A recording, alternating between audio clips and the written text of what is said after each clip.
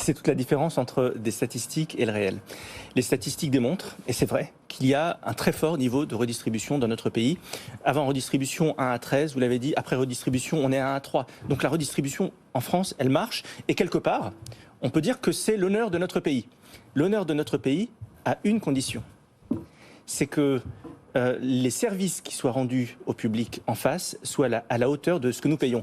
Or, ce modèle de redistribution... C'est pas le même sujet, mais je suis d'accord avec vous. Non, mais... c'est absolument le même. Ce modèle de redistribution qui engendre 10 millions de pauvres, 2 millions de personnes qui vont manger au Resto du Cœur, voilà, qui engendre le fait que la France, vous parliez de l'éducation qui est inscrite dans les transferts sociaux dont acte, mais qui fait de la France l'un des plus mauvais élèves dans les classements PISA, qui fait que nos hôpitaux aujourd'hui sont dans un état de délabrement dramatique alors qu'on paye 200 milliards d'euros par an en dépenses de santé, alors que nos soignants au début de la crise du Covid n'avaient pas de masque et n'avaient pas de blouse. C'est tout ça qu'il faut mettre en parallèle.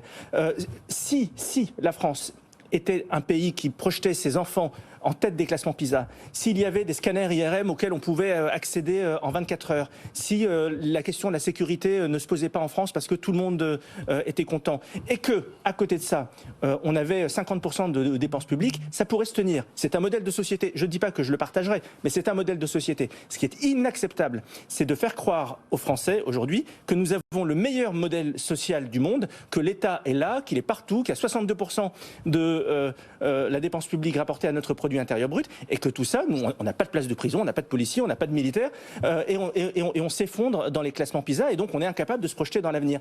Là, il y a un décalage. Donc on peut être content d'avoir une redistribution, mais si cette redistribution n'est pas ancrée dans un réel tangible pour les Français, eh bien ça ne marche pas. J'ai même envie de vous dire que ça sclérose complètement la machine, et c'est ce qui est aujourd'hui le cas. Qu'est-ce qui fait qu'aujourd'hui une infirmière en clinique gagne plus qu'une infirmière dans le public? Eh bien tout simplement parce que c'est mieux géré.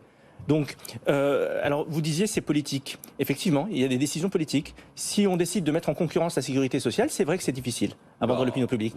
Mais vous rentrez dans un modèle allemand et vous faites de chaque hôpital une vraie poche de compétitivité avec des économies d'échelle fantastiques. Si vous allez du côté des retraites, on sait très bien qu'il y a un vrai sujet sur les retraites, vous ramenez maintenant, là, on va pas faire de révolution, on met la retraite à 65 ans, 15 milliards, tout de suite, maintenant, c'est quantifié. Vous posez la question de la réforme territoriale, est-ce que vous trouvez normal que nos départements aujourd'hui servent uniquement de boîte aux lettres? Les décisions, les aides sociales sont décidées par l'État, mais distribuées par les départements. Donc évidemment, il faut aller au bout de la réforme territoriale de 2014 et il faut supprimer une entité administrative.